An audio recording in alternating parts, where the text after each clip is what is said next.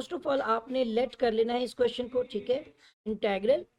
और यहीं पर भी आप एक स्टेप कर सकते हैं, नहीं तो मैं तो आपको मशवरा दूंगा कि पहले आपने क्वेश्चन को हू बहू लिख लेना है, ठीक है। ऊपर वाला क्वेश्चन आपने मार्कर के साथ लिखना है और नीचे वाले क्वेश्चन को आपने एक बार पेन के साथ लिखते हुए लेट कर लेना है। अब हम क्या करते हैं कि हम यहाँ पर इंटेग्रल लिख लेते हैं। एक्स की पावर को यहाँ पर 1/2 यानी रेडिकल से फ्रैक्शन में ले जाएंगे। और यहाँ पर एक्स की पावर एक तो हमारे पास 5 है और ये वाली पावर ऊपर जाकर -1 हो जाएगी। नीचे पावर क्या है, एक्स की पावर 1, ऊपर जाकर हो जाएगी -1 और डॉट टी एक्स कर लें, ठीक है। नेक्स्ट स्टेप में हमने इसको, जो बाहर एक्स की पावर 1/2 है, ब्रैकेट के अंदर दोनों के साथ सेपरेटली मल्टीप्लाई करना है। यानी यहाँ पर इंटेग्रल एक्स की पावर 1/2 को हम एक्स की पावर 5 से भी मल्टीप्लाई करेंगे, ठीक है। प्लस लगा दें, यहाँ ब्रैकेट लगानी पड़ेगी आपको, ठीक है। फिर इसी एक्स की पावर 1/2 को एक्स की पावर -1 से भी मल्टीप्लाई करेंगे और उसके बाद डॉट डी एक्स लगा दें, ठीक हो गया।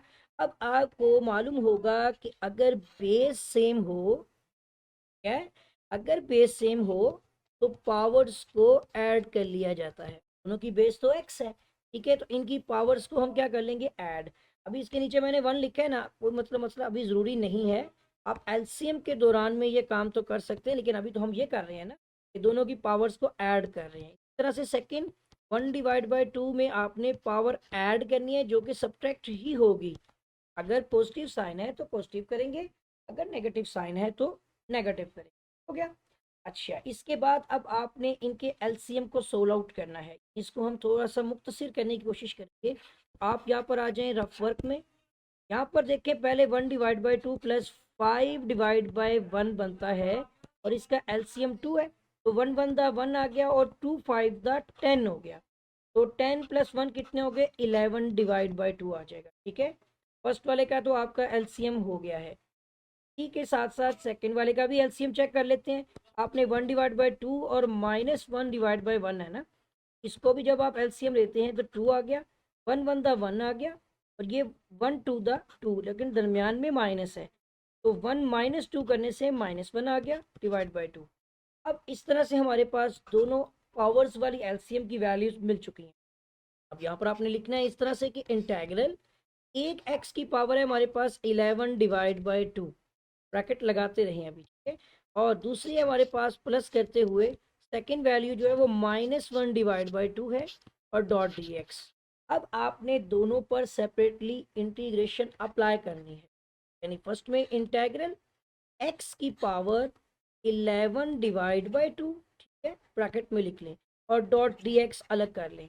फिर प्लस करते हुए सेकेंड वैल्यू जो आपकी आती है एक्स की पावर -1/2, इसके साथ भी डॉट डी एक्स लगा दें। अभी हमने दोनों के साथ सेपरेटली इंटीग्रेशन लगा दी है, लेकिन आपको मालूम है कि हम ये चीज़ चेक करते होते हैं, बेस का डेरिवेटिव, बेस क्या है, एक्स, दोनों की, ठीक है, उसका आंसर होता है 1। अब हमें ये 1 जो है इस साथ मल्टीप्लाई करवाना है। अगर आप चाहें तो यहाँ 1 लिख दें। ये एक आइडेंटिफिकेशन और एक आपकी एक आदत ऐसी बन जाएगी जो हर तरह के क्वेश्चन में आपकी हेल्प करेगी, ठीक है। अब इसके बाद नेक्स्ट आप देखते हैं कि अगर बेस का साथ डेरिवेटिव मल्टीप्लाई हो रहा हो तो हम एक्स को लिखते हैं, बेस को, और उसकी पावर में हम एक ऐड कर लेते हैं, ठीक है। और उसी पावर को हम यहाँ पर नीचे डिवाइड भी कर देते हैं। ये मैं क्लियर कर देता हूँ, ये 1 है, पावर में हमने ऊपर एक ऐड किया, वही सारी पावर डिवाइड में भी लेके आए। अब सी यहाँ नहीं लगेगा, आपने जब ऐसे ब्लॉकचेन बन जाए ना, आपने लास्ट में सी लगाना है। इसी तरह दूसरी की बेस क्या है, एक्स, उसकी पावर कितनी है, 1/2, बेस का डेरिवेटिव साथ मल्टीप्लाई हो रहा है, आपने पावर में एक ऐड किया, ये सारी की सारी पावर आपने यहाँ पे डिवाइड कर नीचे, ठीक है। और अब यहाँ पे आपने प्लस सी लगा देना है क्योंकि इंटेग्रल अप्लाई हो चुका है, ठीक है। पावर्स की आगे मजीद आपने यहाँ पर एलसीएम्स लेने हैं। यानी पहले आपके पास क्या है, 11/2 में आपने +1 करना है, तो इसका एलसीएम देखिएगा 2 आ जाएगा। फिर 11 प्लस 2 क्रॉस मल्टीप्लाई कर लें तो ये आपका हो जाएगा 13/2। एक वैल्यू तो आपको यहाँ पर मिल गई है। अगर हम यहाँ पे देखना चाहें तो हम लिखेंगे एक्स की पावर 13/2 और नीचे भी हमारा 13/2 आ जाएगा। ये 2 ऊपर बाद में चला जाएगा, ठीक है। फिर इसके बाद आगे देखेंगे तो यहाँ प्लस आएगा कि माइनस, वो हम अगले स्टेप में डिसाइड करेंगे, क्योंकि अभी हमने इसका भी एलसीएम लेना है, -1 डिवाइड बाई 2 + 1, के नीचे कुछ नहीं है तो फ्रैक्शन में 1 लगा देंगे, ठीक है। और ये आप जानते हैं, ठीक है, नीचे 2 एलसीएम में आ गया तो 1 1 दा 1 -1 और +2 1 दा 2, तो -1 + 2 करने से आपके पास +1 आ जाएगा डिवाइड बाई 2। यहाँ पे फ्रैक्शन आपकी वैल्यू जो पावर की बन रही है वो 1 डिवाइड बाई 2 बन।